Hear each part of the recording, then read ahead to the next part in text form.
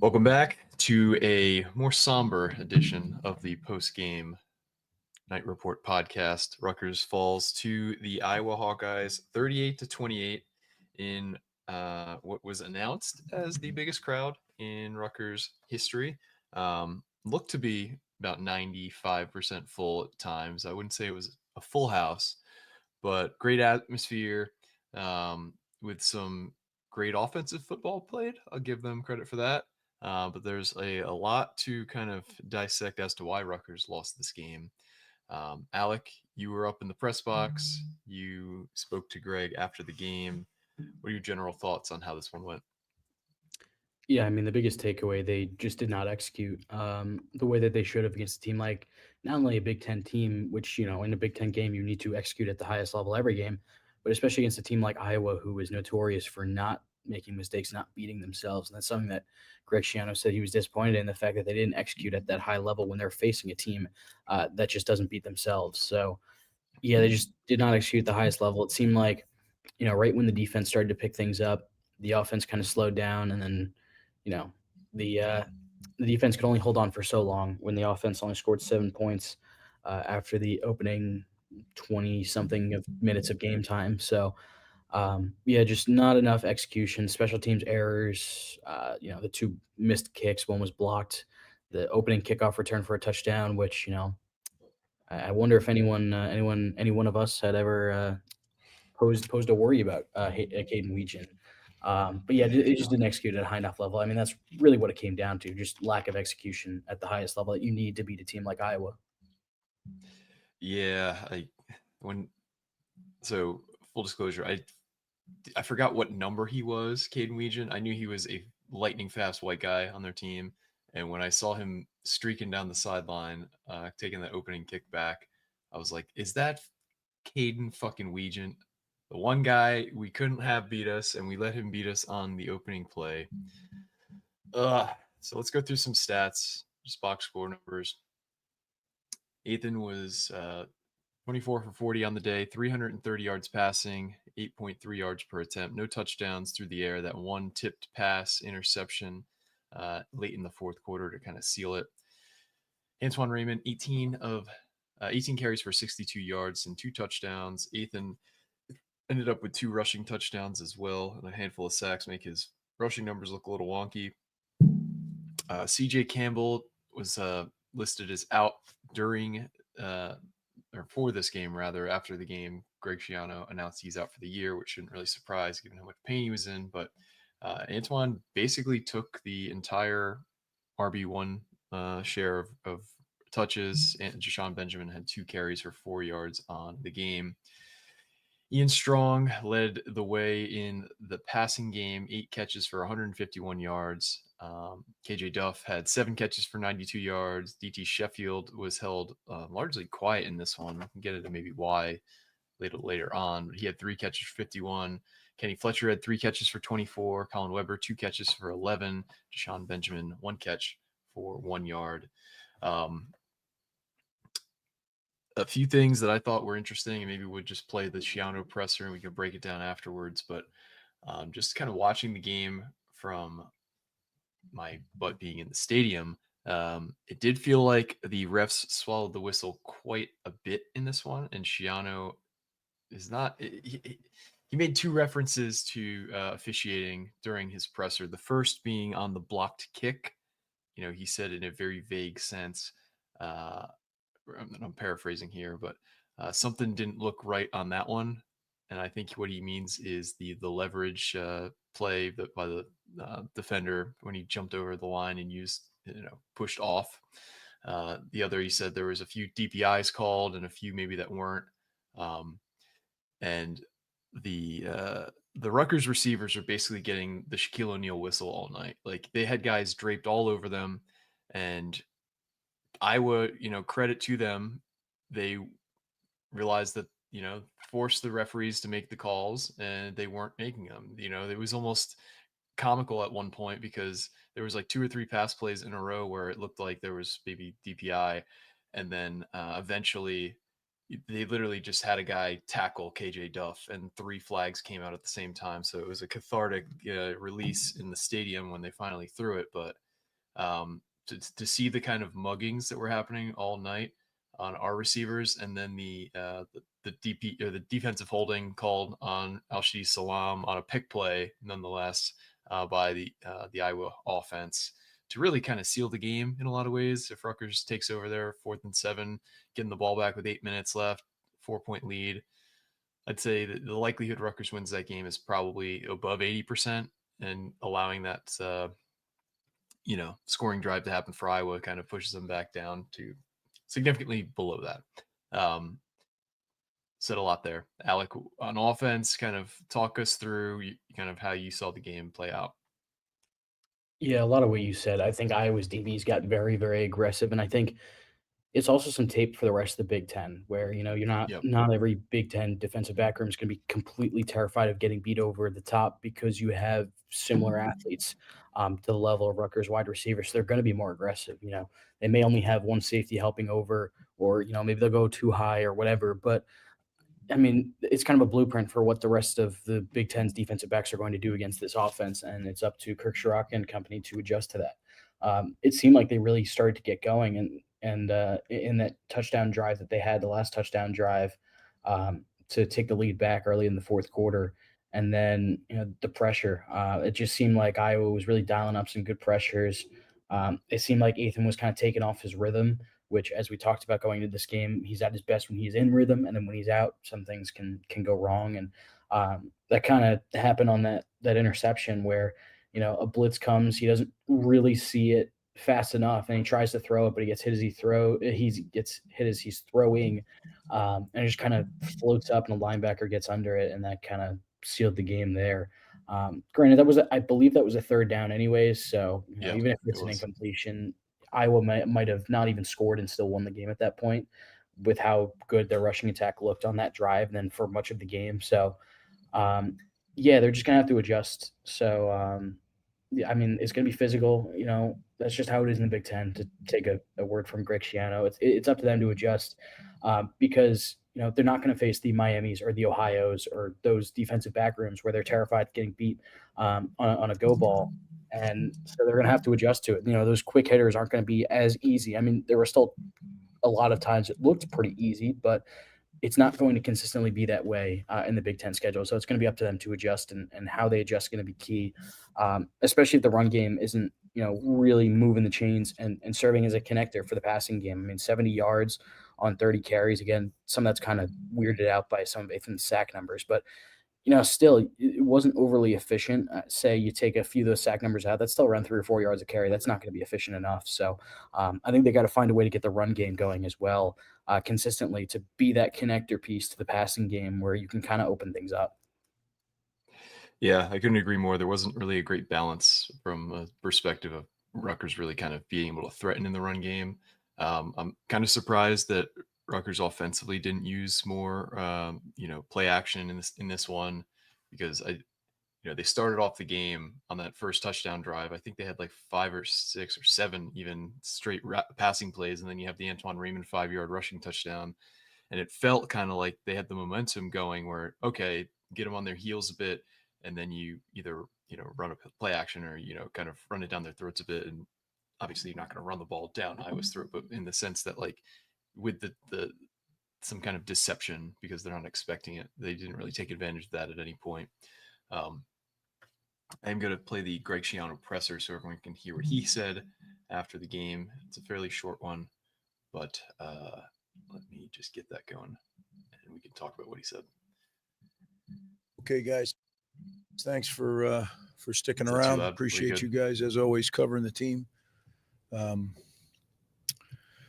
Certainly hard down there in that locker room with the players.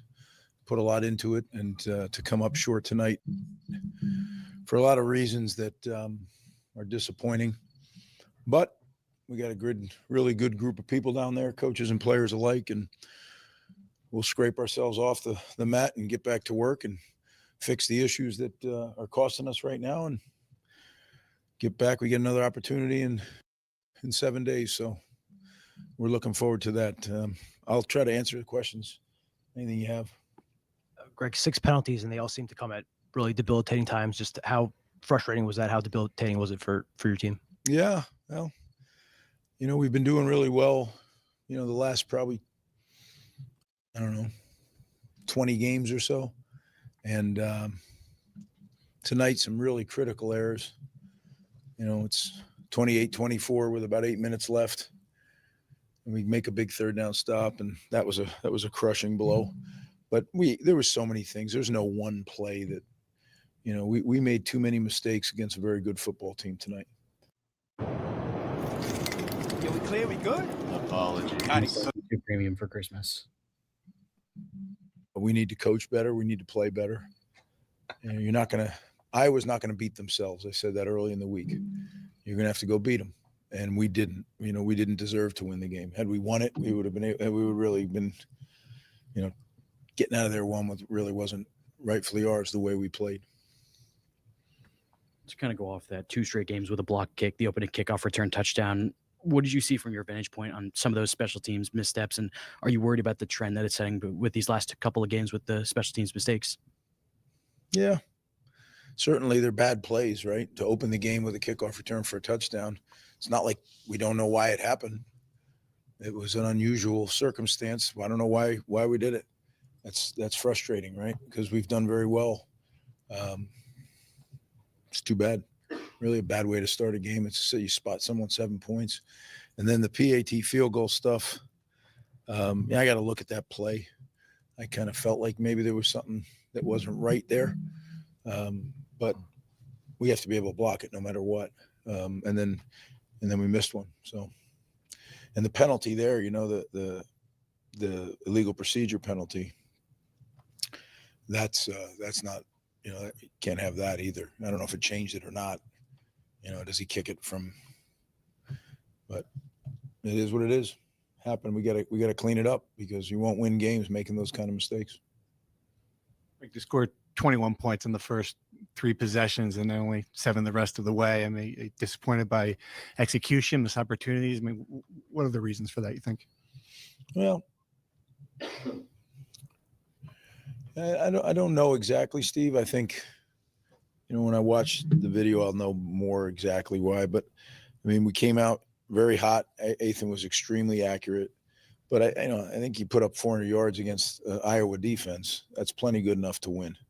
And quite honestly, 28 points is plenty good enough to win. So I don't think that's the issue, although I know where you're driving at. It seemed almost easy at the beginning, Sometimes games go like that, the ebbs and flows, and people make some adjustments. And, I thought that they turned the heat up a little bit with some blitzing. That's one thing they did. And we made a couple errors. We cut a guy loose on one time. Ethan almost got hammered there. So, but again, that to me, I don't look at that and say, oh, that's the biggest thing we have to get fixed.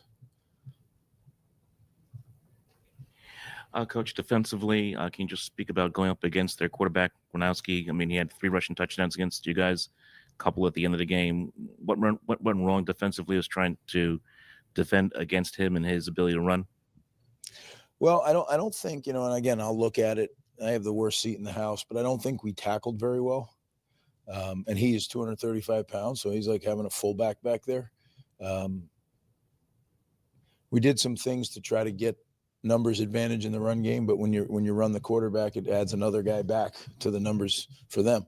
So it was a good adjustment by them. And he ran a little more tonight than he has in the first 3 games.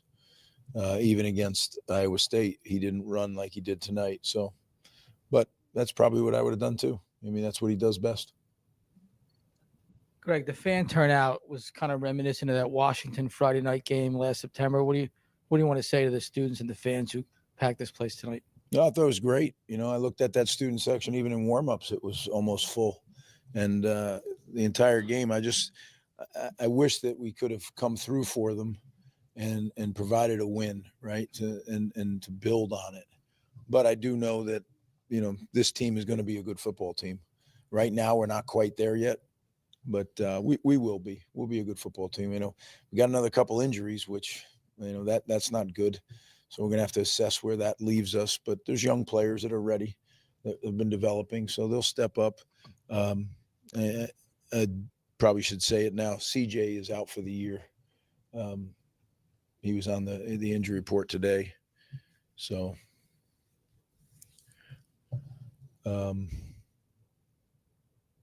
yeah, I really appreciate everybody that came out. It was outstanding.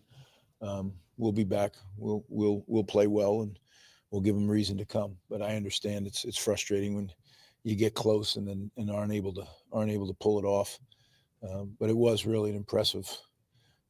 I'm focused on the game, but there's so many times that there's things going on in the stadium. It had to be a very impressive and a fun experience for our fans. So I just wish we couldn't do the thing that makes it the most fun, and that's win the game. But we will.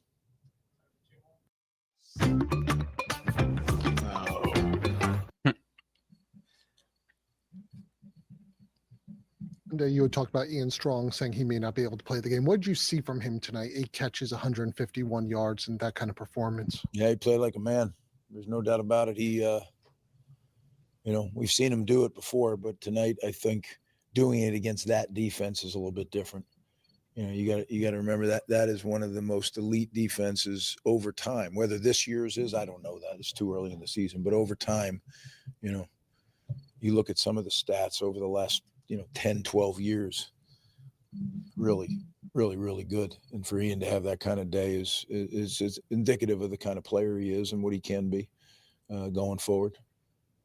Sacked 3 times today, faced a good amount of pressure. What did you see from the Iowa defense that worked against your offensive line? Well, the 2 edge rushers are good players, right? And then the big guy, 95 in the middle, he is a powerful dude. I thought actually early on we were protecting extremely well. Then, as I said, I think they heated us up a little bit with some pressures. And sometimes when you use pressures and then you don't bring the pressures, guys are worried about the pressure, so they don't do as good a job just blocking the straight front. And I don't know if that happened tonight. I have to watch the tape, but it kind of felt that way a little bit. But I don't think that was the problem, right? That's a good defense. They put pressure on everybody, and they cover well. So, I thought there was a lot of DPIs called, and there may have been some that weren't. I think that our guys did a good job in the receiving core of getting open, and Nathan did a good job of getting them the ball most of the night. So, but we got to assess where we are injury wise and then get back to work, and we will do that. But again, thank you for covering the team and for sticking around tonight. Yeah, that last note might be the most harrowing, because Rutgers certainly had quite a few guys go down in this one, which is obviously not ideal. Craig Epstein is now joining us. Craig, you were watching from afar at home. What did you see in this one that I don't know? What did you see as the number one reason that Rutgers lost this game? Well, I mean, yeah, this was a game between, I think, 2 just very evenly matched teams, to be honest, even though they played kind of very different styles of football, where Iowa was more of, in the trenches, running game, ground and pound type of thing with a great defense. Rutgers is more of just a high speed. I mean, I don't even remember how many times they threw the ball tonight, but just constantly trying to push the ball downfield. But the defense is just not good. Like, there's nothing really to defend or nothing where you can really say. I mean, through 4 games now, we've seen this defense is just not good enough. And so yeah, I mean, that's why, to be honest, in my prediction, it came down to, I was just like, I have to see it to believe it with this team, because I figured Rutgers was going to try and do that, push the ball like it did, but they're just not good. They don't have what it takes to win in the trenches against a team like Iowa. And we see in football really all the time that the team that wins in the trenches typically wins the game. And so it came down. So this game, again, 2 very evenly matched teams, came down to who was going to make really who makes the big mistakes. And between the Salam holding call that led to a touchdown and the interception from Ethan at the end, which wasn't really his fault, but it's just those little things are the difference between 2 teams that are just very close. And I guess you can kind of look at it in 2 ways, where it stinks that Rutgers still in year 6 under Schiano now in the second tenure, that they're still not good enough to beat a team like Iowa. But I mean, Iowa's probably out, not counting like the heavyweight teams on their schedule, like the Ohio State, Penn State, Oregon, even Illinois. Iowa's probably better than the other, they're better than Purdue. Obviously, they're better than, I think, Minnesota, Washington. So, and Rutgers again was right there, and take those mistakes away, and they probably could have won tonight. So, if they can run this type of offense, against the Minnesota and Washington and Purdue, they can win. I think they can win those games and get to bowl eligibility. But again, it just, yeah, I mean, I feel probably the same way as the fan base tonight. It just stinks that even in year 6 under Greg Schiano here, they're still not good enough to beat not a great Iowa team, but a good Iowa team. And I want to shout out the Alchemist for the $10 donation. We really appreciate you, bud. And I know this is the first time you've done that either, so thank you once again.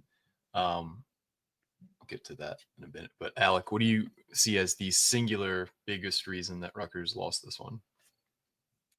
I mean, it felt like just the inability to stop the run. I know execution is kind of like a cop out because, I mean, it is one thing, but it's like a big thing that kind of takes up the whole game. But if I had to choose one thing, it would probably be stopping the run, especially in the first half. I mean, Iowa was just living with their ground game. Mark Gronowski, he was okay in the pass game, but he didn't really get very comfortable a ton. But they were just running the ball really well. Even if the efficiency stats might not show it, they were able to get ahead of the chains and things like that. They were really able to push the Rutgers defensive line for a lot of that first half with the run game. I'm going to see if I can pull up some of the stats here. Let's see if I can compare. In the first half, it felt like they were really able to just move the ball at will with the run game. They had 13 carries for 5.1 yards a carry. Granted, in the second half, that number went down to 3.8. The defense definitely stepped up in the second half. I think the D-line in particular played much better in that third quarter. I'll say third quarter in particular felt like it kind of broke back down in the fourth, but that third quarter might have been the best defensive quarter of the season so far, not counting, looking good against Norfolk State. So, yeah, it just really was an inability to stop the run early on, and that kind of set the tone with physicality in the game. They were just able to really set the tone, and that kind of helped seal the game as well. I mean, Rutgers still had a shot. Like, Iowa was in field goal range, but Rutgers still had a shot with, 4 minutes left, and 3 timeouts. But you could tell from that drive, they just put the game away. They outlasted Rutgers in the trenches. So, yeah, just the inability to stop the run in the beginning and end of the game, I think, was the biggest factor. Yeah, I mean, I don't disagree with either of what you guys said, but just kind of looking at the numbers, the first 7 offensive drives, rather, for Iowa, Rutgers allowed 17 points. It's less than 3 points per drive. It's like 2.5 points per drive. And given how well the offense was playing, 3 touchdowns in the first 3 offensive drives, it's 21 points there. I mean, I think the defense, while it wasn't good, it wasn't great, it wasn't even average, I think the defense gave us enough stops in this one to win us the game. Now, I think Rutgers could have won with this defense if it wasn't compounded by the terrible special teams play, if it wasn't compounded by the referees, swallowing the whistle, playing shack rules on our wide receivers, especially in moments that, we needed it most. The 3rd and 6 pass to KJ Duff in the end zone. You watch the replay. He's literally got his hand held. The 3rd down to DT Sheffield, where the corner just literally just holds him up and, bodies him when he's trying to make his cut. So I think it was just, there wasn't like a singular thing for me that, pointing to it. Maybe the single most important factor was that, that defensive holding called on Al-Shadi Salam, like we already talked about, that probably swung, the win expectancy almost 50% right there on a single play. But to me, it's just, you can't be that bad at so many things against Iowa and expect to win. You can't be terrible in special teams. You can't be terrible on defense. And you can't have most of the calls go against you too. So in general, I don't think, like, if we're cutting up some blame pie, I don't know if you guys want to play this game at this point. We kind of like kicked it off in one group chat. We're slicing blame pie between offense, defense, special teams, coaching, and refs. How are you guys divided it up? And I'll go first since I'm kind of springing this on you guys. I'm going to throw 25% on special teams because that's 10 points right off the bat there. The block kick and the kickoff return for a touchdown, maybe even 30%. I'm going to go 30%. Offense, I'm going to go 15%. They were great early on, but they really kind of did sputter. So we're at 45 now. Coaching, I'm going to give 15 to get us to 50 because I feel like Greg Schiano a few years ago would have like blown an absolute gasket when he wasn't getting the calls that he thought he should have gotten throughout the game and just kind of like jockeyed the referees until, I mean, hell, I'm fine with even like a 15-yarder against the coach if it sends a message, but I don't feel like he necessarily got to that point this game. Defense, so we're at 50%. I'm going to say defense is 35%. Like we just weren't, like I said earlier, we weren't good. We weren't great. But I think they made enough plays in, looking at it from, the 30,000 foot view at this point. And then referees, I'll give 15%. They didn't have their A game, but they weren't certainly the sole reason we lost either. So I think I'm at 100%. Alec, I'll let you go next. Let's hear your blame pie. I don't know if I have the brain power to do a lot of math, so please forgive me if I don't. Either I don't get to 100 or if I go over 100. For offense, I'll go. I forget if you said 15, but I'll go 15. That's fine. For the reasons that you said, like they were absolutely humming to start out, but then the second half. I mean, I'll put this out there. The opening 23 minutes of game time, there was 42 points combined scored in this game. Rutgers, for one, did not score only scored one touchdown the rest of the way. Iowa scored 17 points, so there was 24 points, and there wasn't even a score in the game until that chip shot field goal that Iowa finally got to go through late in the third quarter. So yeah, I mean, they were a big reason why Rutgers was kind of helping control the game offensively to start out, and then just kind of sputtered and wasn't able to get back going in the second half. Defense, I'll go 35, so it should put me at 50-50. I'll even go 40 so I can get close to 100. Yeah, I mean, it just felt like the run game really wasn't there. I feel like maybe I'm not giving them enough credit for really stepping up in the second half, the third quarter. But, I mean, they just weren't able to get the big stops. It felt like every single time they were about to get the big stop, save for like 3 possessions, which, I mean, that's a good amount of possessions, especially considering they all came in a row, or most of them came in a row. So I'll go 40. That puts me at 55. I'll go referees 15. That puts me at 70. I guess I'll just go 15s the rest of the way just to make that easier. I'll have to rewatch some of these so I can properly see, some of these missed calls or the call. It seemed like the holding on Salam, I think, was a hold. But like you said, if you factor in the way that the rest of the game was, I guess, not called on Rutgers receivers, I guess you have an argument there. I just have to rewatch it and see it for myself since I wasn't totally paying attention to that. Let's see, coaching.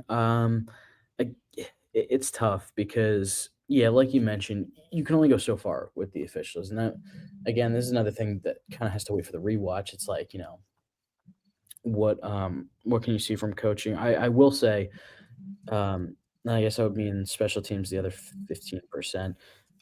Okay, so I'll bump down coaching 10% and then put special teams at 20% because, yeah, I mean, you give Iowa 7 points on a busted coverage that probably shouldn't have even gone to Weegan anyways. And then also it probably could have even gone up farther had Weegan, I can't believe I'm saying this, had he been a little bit smarter and gone down with a couple seconds left when he was in field goal range. I mean, that could have flipped the game also. You punt to him. I mean, granted, Jacob Anderson was getting pressured, but you still punt to the guy instead of just booting it out of bounds with no time left on the clock. I thought that left a little bit to be desired. Obviously, the blocks as well. I wherever the leverage might have occurred, I think it was someone else who got the block. So I'm not sure how much that would have. It was. Yep. Obviously, if it gets called, then obviously that takes the block off the board. But still, and then that's just the lack of execution, the illegal. The kick was through and good on the 32-yarder, and then the false start pushes it back to a 37-yarder, and that clangs off the upright. So it's just the lack of execution, and I think I'm at 100, but forgive me if I'm not. My brain's not running 100% right now. All good. Craig, let's go. Yeah, I Flame think pie I'm kind of. time.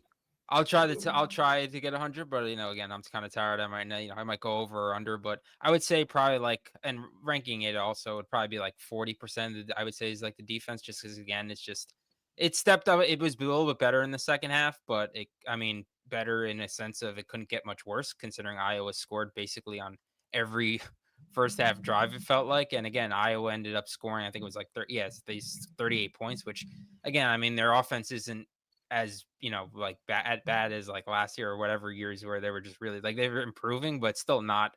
I don't expect Iowa to be like a consistent 30 high 30s plus team. So that was that's just kind of not good. And then I'd say probably like a 35 or 30 on the 30 I'd say on the special teams, just because like you said, and it's weird how it's kind of like a carryover from last week. They had problems there too, where it got blocked a couple of times with the extra points, which is it's very unusual for especially like a Greg Schiano team, that the special teams has kind of been just not as good between the false start and it's just like you knew it was coming. It's just like of course he makes it, and then they get called the false start, back up 5 yards, and then it clanks, and that was like a loud clank. That sounded like a meteor hitting the goalpost when I was listening, but yeah, of course that has to happen. And then, like you said, Alec, that why they kept kicking off to the Iowa, kicking to him is just like and they were so lucky that he decided to cut back towards the end of the half, before halftime. Because if he stepped out, if he was knew the clock really, he easily could have stepped out with like a couple seconds left and given them an easy, pretty much a chip shot field goal. So they were very lucky in that sense. And so the special teams, but that's also a coaching thing, which the coaching again has, like you said, Alec, left to be desired tonight, because I was saying in the chat that I didn't understand why with like a little over a minute to go in the half. And football today, over a minute is like, an eternity, especially, and they had all 3 timeouts, and they decided to run it up basically go 3 straight runs, force Iowa to burn their timeouts, when it's like their offense was basically picking them apart the whole first half. That I just figured to myself, like, in a game like this where you could see the 2 teams are very evenly matched, you got to value every possession that you have, and to basically throw that possession away for the sake of burning Iowa's timeouts and taking just being content going into halftime tied at 21. I just didn't get it. I didn't like it. It felt kind of like the old Greg Schiano, the more conservative. Whereas with this style, with this offense, they should be as aggressive as really I think they possibly can be, because this offense is really, really good. So that I just didn't get that. But so I put the coaching probably at, like you said, probably like a 15%. And the referees, it's tough. It's tough between the leverage call that could have been called, but Rutgers also got a bunch of calls, which fairly, because the wide receivers were getting the picking up of the flag on the roughing the punter, the missed false start on the Mark Gronowski tight end screen on a 2nd and 1 that went for 30 some yards. There was just a lot of missed calls. Yeah.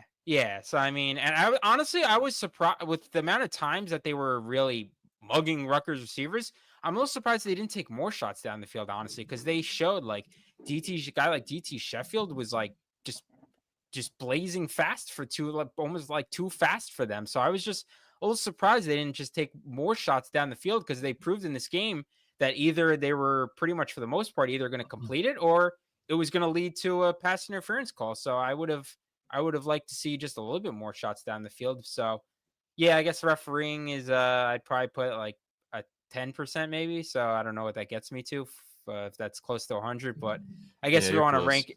Yeah, so I'd say, but to make it more simple, if I was to rank it, it would be defense, special teams, coaching, and refs. And offense has got a very tiny sliver. Yeah, offense, it cooled off in the second half, but again, it's like, at some point, how much did is this offense going to need to score 40 plus points a game to win? Like, it's just at some point, like, the defense has to start stepping up a little bit more. And Yeah, and that's kind of what Schiano alluded to. At 28 points should have been enough to win. They did go 5 straight possessions going from the second quarter to the fourth quarter without scoring, but 2 of those were scoring opportunities, and they were missed field goals. One was blocked, one was missed. I'm going to try and catch up on some of the comments here. I want to thank everybody who's made a donation and who's commented in general. Yankees G said pass interference on the third down was the game. They missed a hold call on that drive. I think you mean the holding, but yeah. There was no offensive holding called in Iowa on a few questionable situations too, and it looked like Bradley Weaver and Eric O'Neill both got held at one point in key situations that weren't called. I want to thank RU Hoops Project for the donation as well. Appreciate you very much. This isn't going to be a super long version of this. We all have to get up kind of early tomorrow, but this is a game that I got to be honest, it felt like a squandered opportunity to not only make a statement win in a big time environment, but also it was it's one of those like 4 or 5 games that are going to decide whether or not Rutgers goes bowling this year or not. And they've failed the first test. Next week is another one of those tests. Rutgers is going to be beat to hell, going to Minnesota, to a team that probably wants to beat Rutgers more than most teams on their schedule, given how last year went, given that Ethan Kaliakmanis is the quarterback on our sideline, and they're coming off a bye this week.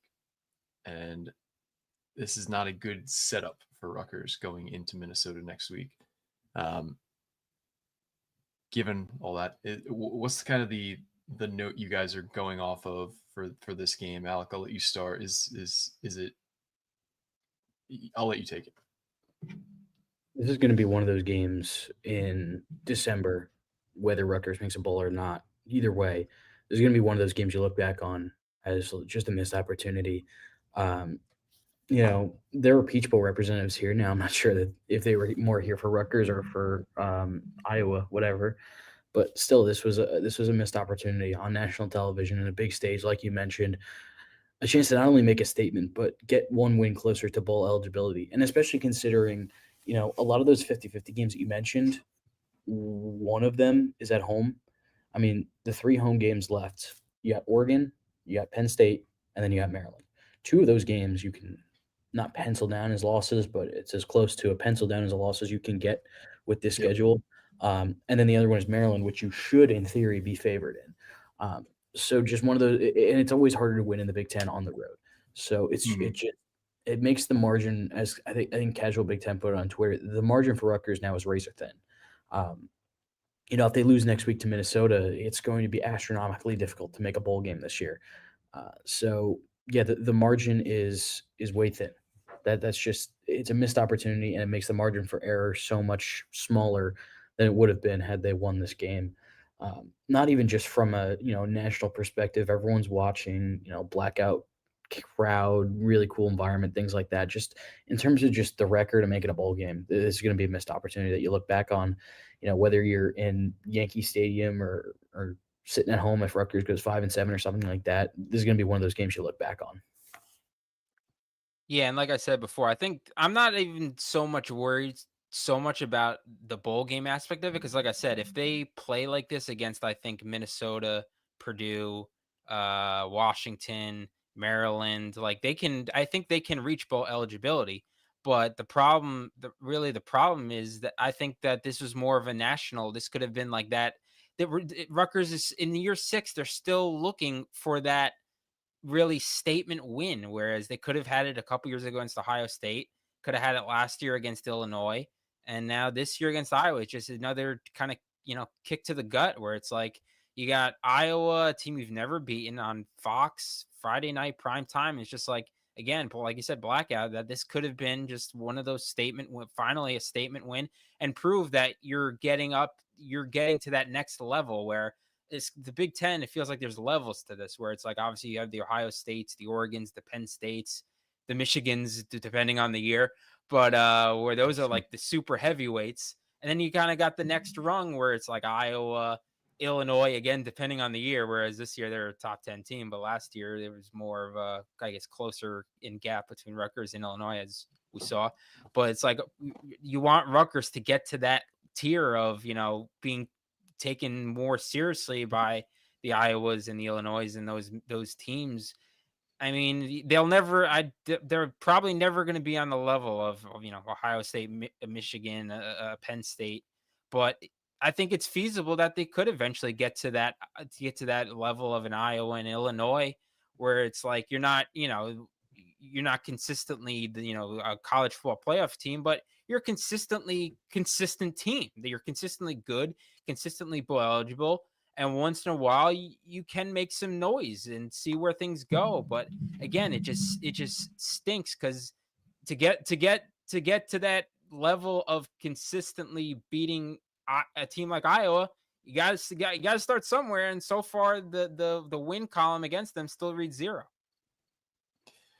Yeah, no, it's like we've hit this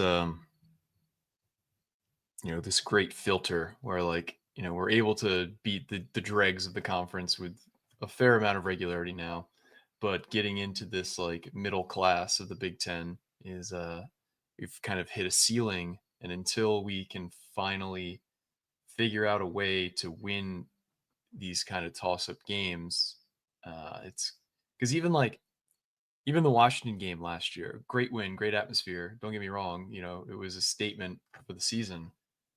But you look at everything that went into us winning that game, and it was kind of like we won. Schiano talked about how, you know, if we would have won today, it wouldn't have been because like we outplayed them. It's because we kind of like squeaked out a win. And last year, Washington was like the definition of squeaking out a win.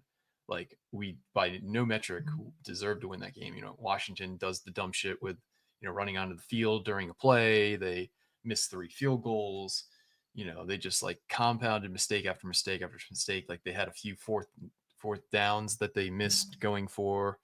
And Rutgers found a way to win by 3 points. But like that's kind of how today would have felt if they would have found a way to win. It wouldn't have been because we played better than them through the majority of the game. It would have been because, you know, we outlasted them basically.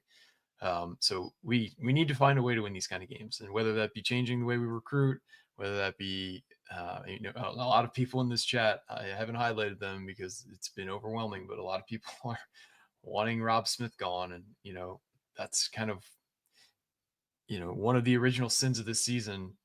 You know, we already kind of came in as an unathletic, undersized kind of defensive unit, but now we have a defensive play caller who we didn't want around in the first place, or in the sense that, you know, we got rid of him a few times already because he wasn't up to snuff. Coaching maybe the worst defense Rutgers has had under Schiano 2.0. And maybe I'm using the word maybe a little too strongly. Yeah, definitely 2.0. Yeah. This is like borderline, like Chris Ash level defense that we're playing right now. It's totally unacceptable, especially on the ground. I know it might sound like I'm speaking out of two sides of my mouth here because I said we played basically well enough to win, but it was like we could have won with that awful defense if the special teams also wasn't awful. We can't have 2 phases of the game that were that bad. So that's kind of where I'm left. If you take Rutgers offense and mix it with Iowa's defense, you might have a Big Ten championship caliber team. Yeah, I can't argue there. And, you know, you saw some of the adjustments that they made, and, you know, I don't think we made any. Yeah. And another thing on the defense, I mean, Moses Walker, another guy that went down, non-contact injury, he was carted off as well. So now you might be down another starter.